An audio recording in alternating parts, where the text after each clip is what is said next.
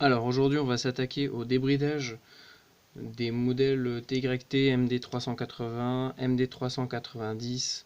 Alors je pense que les Retevis RT3 ainsi que les autres marques qui sont quasiment identiques au TYT, enfin les Titera. Donc je vais vous montrer un petit peu comment débrider ces radios-là. Donc, enfin, ça va être du bridage et aussi du débridage. Donc, je vais vous montrer un petit peu tout ce qu'on peut faire dessus. Donc, on peut soit brider au niveau des fréquences pour les gens qui veulent exclusivement les utiliser sur une certaine bande, hein, que ce soit professionnel, radio amateur ou autre. Euh, ou alors, dans l'autre sens, je vais vous montrer comment débrider la radio au niveau des fréquences. Donc voilà, descendre en dessous de 400 et monter au-dessus de 480. Bon, je ne l'ai pas encore testé, mais normalement, il n'y a pas de raison que ça ne fonctionne pas.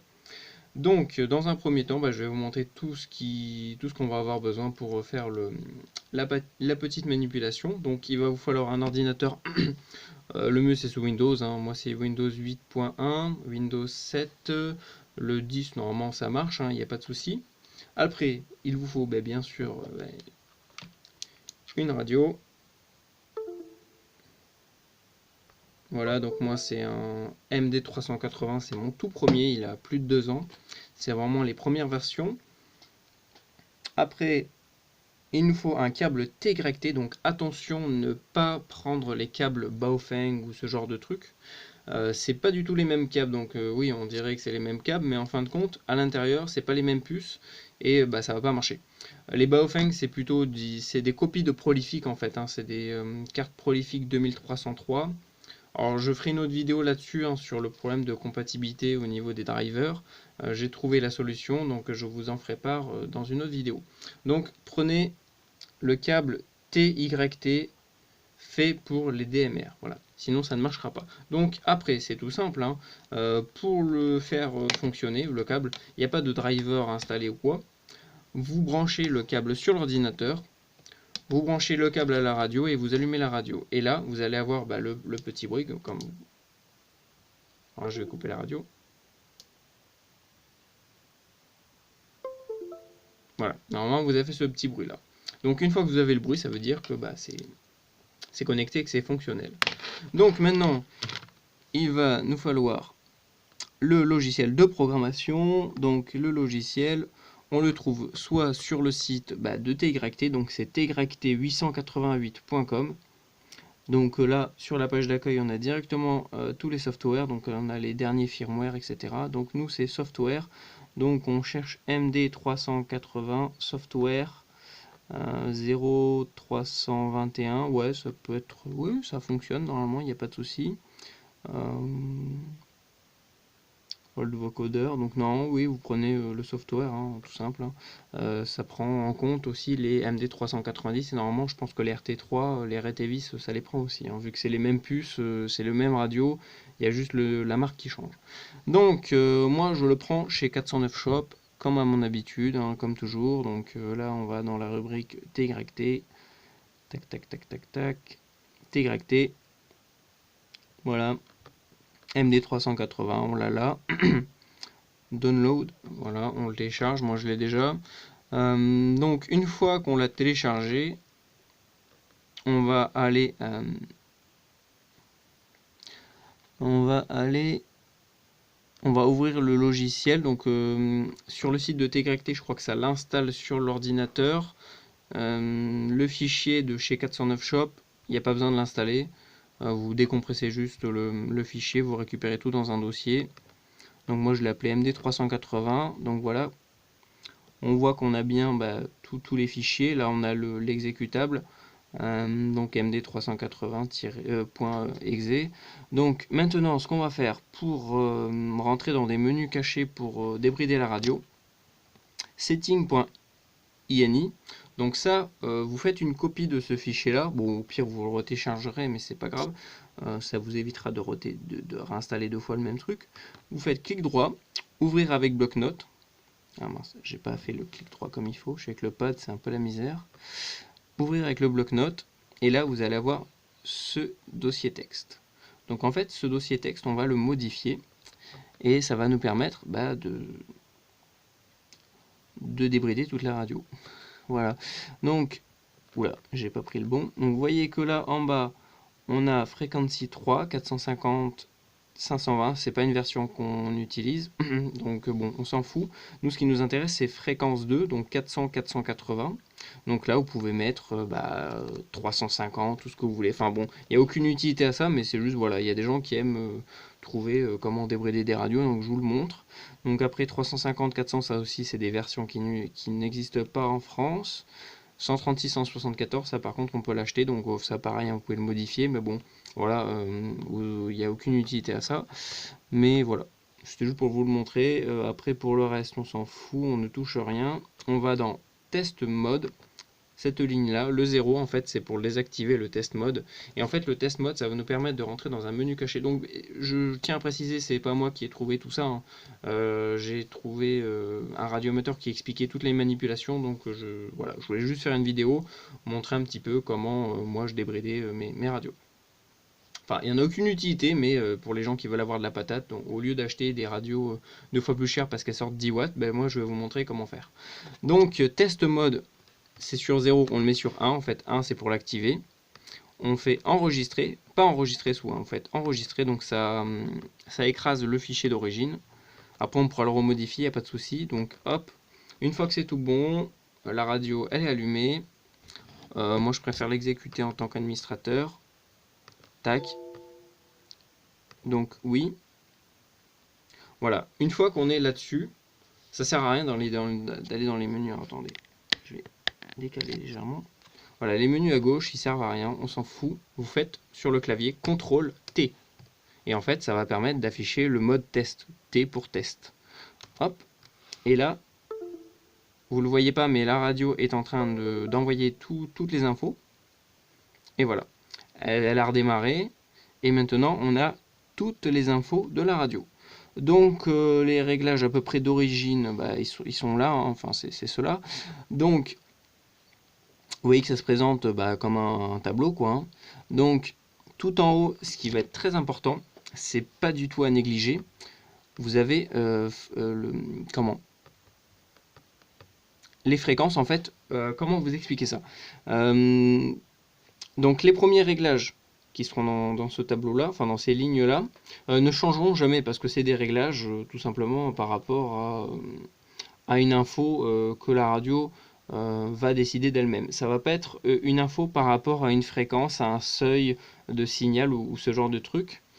Ça va être vraiment, donc, vu qu'on change de fréquence tous les 10 mégas, la radio, elle va transmettre différemment. Si on met la même valeur sur toute la ligne, sur 430, 440 et 450, la puissance va varier. Donc en fait, il va falloir jouer sur chaque ligne, tous les 10 mégas, réajuster pour que la puissance ou le squelch ou d'autres choses, par exemple le volume, soit à peu près équivalent aux fréquences d'à côté. Voilà, pour pas qu'il y ait un gros changement, pour pas que par exemple sur 401 vous ayez 5 watts de sortie et que sur 411 ça retombe à 3 watts. Donc voilà, il va falloir l'ajuster. Bon, bien sûr, il y aura toujours des petits pics, des petites descentes. C'est normal, mais ça permet vraiment de rééquilibrer le plus qu'on peut en fait. C'est comme une antenne. On ne peut pas régler avec une ligne un ROS nickel sur toute la bande. C'est pas possible. Il y aura toujours des pics et des descentes. Voilà. Pour la puissance, ça sera un petit peu pareil. Donc il va falloir jouer un petit peu avec toutes les valeurs. Par contre, le Vox, il change jamais, vu que c'est le Vox, c'est par rapport au seuil du signal sonore qui va rentrer dans le micro. Ça n'a rien à voir avec le signal électrique reçu sur une onde. Donc voilà, on va pouvoir régler la sensibilité du Vox. Donc le 1, ça va être le minimum, le 10, ça va être au maximum. Donc plus vous allez descendre la valeur, plus ça sera sensible. Par contre, si vous êtes trop sensible, le moindre petit signal électrique, par exemple de l'alimentation, ou que vous allez recevoir dans le coaxial ou ce genre de merde, ça va déclencher votre Vox sans que vous le vouliez, quoi. Donc il va falloir trouver un juste milieu entre le 1 et le 10 et trouver les bonnes valeurs. Donc moi je l'ai laissé à 5, je crois qu'il était à 9 ou 10, donc moi je le mets à 5, je trouve que c'est nickel. RX Low Voltage, donc en fait ça c'est le voltage le niveau le niveau de voltage de la batterie euh, minimum, enfin, comment vous expliquer ça? C'est la tension minimum de la batterie avec laquelle la radio va pouvoir fonctionner. Donc en fait, si vous descendez en dessous d'une certaine valeur, donc normalement je crois que c'est 6,8 volts ou 6,6 volts, si je ne me trompe pas, la radio va se couper automatiquement. Donc en fait, ça on peut le changer, mais après vous risquez de dégrader la batterie. Donc vous pouvez le descendre un petit peu, hein. RX Low Voltage, vous pouvez le descendre à, je sais pas moi, 130, ou faut voir après, hein, faut tester. Et le RX Full Voltage, donc ça c'est en fait c'est le moment où la batterie va considérer qu'elle est chargée au maximum, donc c'est à peu près autour des 8,2, 8,3 volts. Donc on peut monter un peu plus, mais c'est pareil, vous risquez de dégrader la batterie si vous la surchargez. Donc après, RSSI, donc ça permet, signal 1 et signal 4, en fait c'est par rapport aux petites graduations qu'on va avoir, le bar graphe en gros, hein, qu'on aura sur l'affichage de la radio qui va nous dire si le signal est fort ou pas. Donc en fait je trouve qu'il est complètement pourri, il est complètement faux sur les TYT. Donc des fois vous vous promenez, le squelch ne s'ouvre même pas et le signal monte à 3, il descend, il remonte, il monte à 4, il fait n'importe quoi. Donc pour moi le moins 120 dB c'est pas bon, c'est pas bon du tout. Donc en fait là on peut le voir, donc le RSSI 1, donc ça va être le signal le plus bas. Donc en dessous de moins 120 décibels mètres, enfin je crois que c'est ça, oui, décibels mètres, ça va tomber à 0. Donc moi je vous conseille de le descendre encore à peu près à 100. Après vraiment pour 2 dB des fois ça change énormément. Donc en fait il va falloir tester, hein, c'est comme pour le reste. Donc ça aussi on peut le régler. Le RSSI 4 ça va être le signal à fond, donc moi je mettrai plutôt moins 60 à peu près. Analogique micro, donc ça c'est le gain micro, donc on peut le changer. Le gain micro en analogique et le gain micro en numérique, parce que attention, si on le règle de la même manière en analogique et en numérique, on risque d'avoir le son écrasé ou complètement sourd, quoi. Voilà, donc il va falloir l'ajuster. Donc des fois pour une valeur en plus ou une valeur en moins, ça change énormément. Vous voyez que là c'est à 123 et 127, donc bon. Voilà, on peut peut-être la jouer là-dessus. Frequency ajustement, donc ça, moi je vous conseille de ne pas y toucher. Donc high c'est pour ce qui est à peu près autour des 160, 180 mégas. Low c'est 400 et le mid c'est 440. Donc à peu près par rapport à ça, s'il y a des légers décalages, bon, vous y touchez pas, normalement c'est réglé comme il faut. Maintenant, nous, ce qui va nous intéresser, c'est le TX Power. Ah oui, alors, j'ai oublié de vous dire tout ce qu'il vous faut. Excusez-moi, hein. Donc, il vous faut l'ordinateur, le câble, la radio. Et il va falloir un Rossmètre. Moi, c'est un Ross Dosmètre. Enfin, non, un Rossmètre Wattmètre, excusez-moi. Donc, voilà, hein, je l'ai payé, je crois, 30 ou 40 balles. Par contre, ne faites pas la même erreur que moi la première fois que j'ai voulu débrider mes radios. J'avais mis une petite antenne dessus, une petite 1/4 d'onde que j'avais vissée directement en PL sur le wattmètre. Sauf qu'en fait, le wattmètre calculait le ROS et me donnait la valeur, le résultat final en fait, hein. Il me donnait pas la puissance à la sortie du poste. Vu qu'il y avait un 3 ou un 4 de ROS, il me descendait, il me divisait quasiment par 2 la puissance.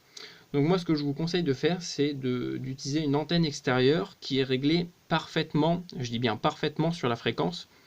Parce que sinon, si vous avez un ROS de 1,3, 1,4, la valeur ne sera pas la bonne. Voilà. Ou alors il faut avoir uniquement un wattmètre qui vraiment mesure la puissance de sortie et non pas la puissance par rapport au ROS. Voilà. Donc il va vous falloir ça, une antenne bien réglée, et une fois que c'est tout bon, on va commencer le débridage. Donc nous ça va être le débridage, où là par contre la radio a fait que bugger, je sais pas pourquoi, l'écran s'affiche mal. Donc hop, on est fréquence 434 pour le test, hein, c'est vraiment ma fréquence test. Alors 2 secondes. Donc on va se mettre en puissance, elle fait que bugger la radio, c'est horrible. Le problème c'est dès qu'il y a des nouveaux, dès qu'on met un vieux firmware avec un nouveau code plug, ça fait vraiment de la merde. Donc ce que je vais faire, excusez-moi, Ah, ça me faisait bugger l'éclairage parce que je l'avais mis en permanence et la radio ne supporte pas. Donc je l'ai mis à 15 secondes, enfin bref on s'en fout. Là on va tester la puissance basse. Donc la valeur de puissance basse c'est à peu près, si on se trompe pas on va prendre à peu près entre 430 et 440 vu qu'on est à peu près au milieu. Le low ça va être à peu près 80-82. Donc on va jouer sur ces deux colonnes là pour influencer sur le 434. Donc en puissance basse, donc je vous montre qu'on est bien en puissance basse. Donc il est réglé sur power en 15 watts. Donc jusque, alors il va falloir regarder la ligne blanche la plus basse. Donc première partie 1 watt, 2 watts, 3 watts, 4 watts, 5 watts. Vous voyez que c'est séparé à chaque fois et ça diminue petit à petit. Donc le 5 watts il est là, on le voit à peu près, hein, je ne sais pas si vous le voyez bien. Il est avant la grande ligne en fait. Donc 1 watt, donc on y est, hein, on est sur 1 watt. Maintenant je me mets en puissance haute, on arrive à peu près à 5 watts. Voilà, on est sur les 5 watts. Hein. Donc maintenant on va tester l'inverse. Hein. On va d'abord brider la radio, par exemple on va la mettre à 0,5 watts. Donc j'ai dit que c'était cette colonne là. Donc on va à peu près mettre à 50, allez on va mettre à 50. 50, là on va mettre 50, non, 52, vu que ça monte de 2 en 2 apparemment, donc on va le mettre comme ça. Donc on fait right en bas, je sais pas si vous le voyez bien.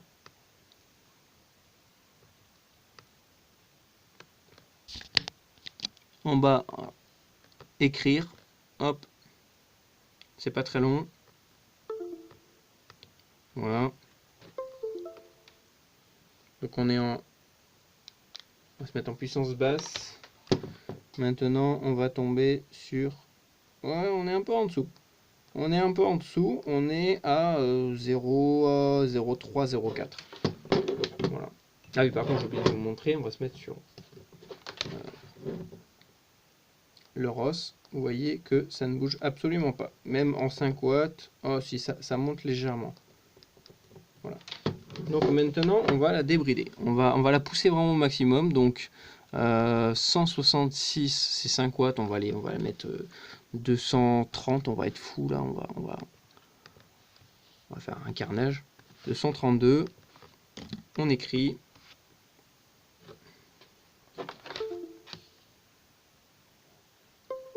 C'est bon, elle a fini. Alors, on va se mettre en puissance haute. J'espère que vous voyez bien. Oula.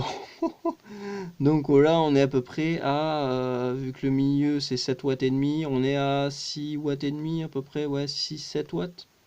Par contre, ça descend vite, hein, vu que la batterie se décharge rapidement. Donc là, on est déjà monté à 6 watts. Donc allez, on va faire les sauvages de 160. On va vraiment la pousser. On va la pousser beaucoup. Hein. Qu'est-ce qu'il m'a fait? 250. Non, non. Qu'est-ce qu'il m'a fait? Mais non. 260. Ah, je peux pas monter au-dessus de 255. D'accord, super. C'est génial. Donc là, wow, on a 7 watts et demi. On a réussi à monter à 7 watts et demi. Par contre, ça redescend vite. Vous voyez que on peut pas monter plus haut que ça. Ouais, on va quand même réessayer. Ça pourrait être bien, ça. Non, il veut pas. Il veut pas. 255, ça va être le maximum. Donc on peut la pousser à 7 watts et demi. C'est déjà pas mal du tout. Pour un petit poste comme ça, hein, c'est limite. On peut limite en faire un poste mobile, quoi.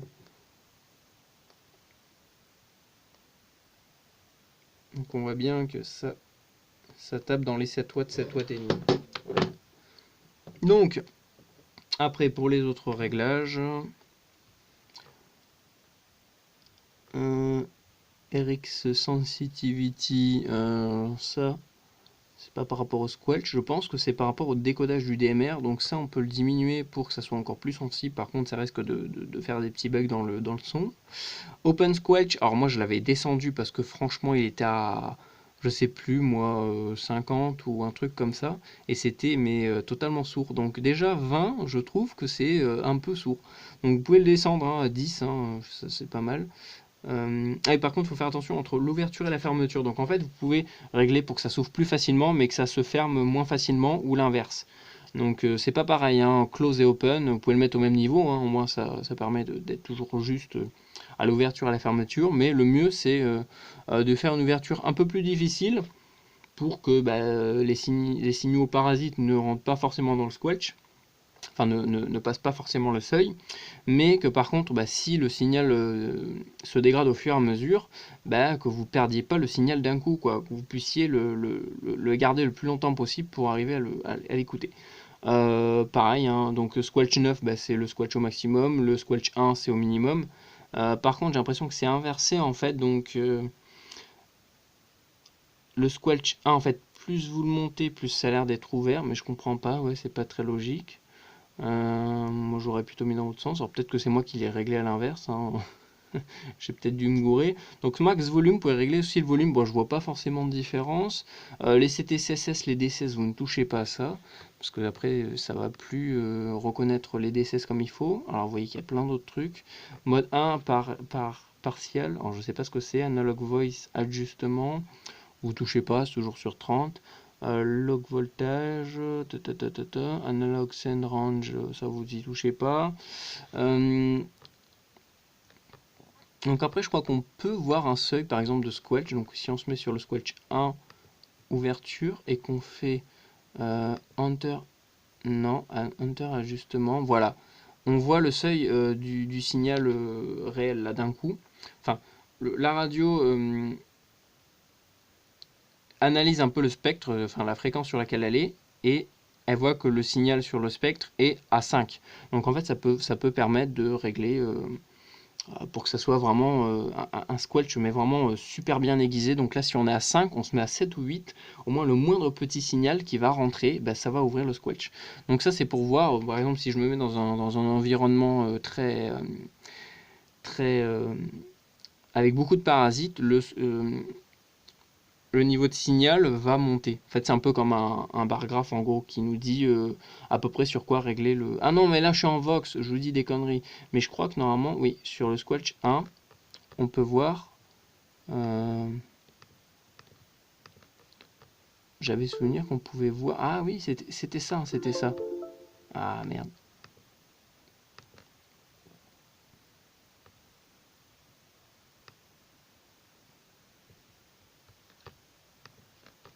Open Squelch 1, je crois qu'on peut voir le niveau en permanence.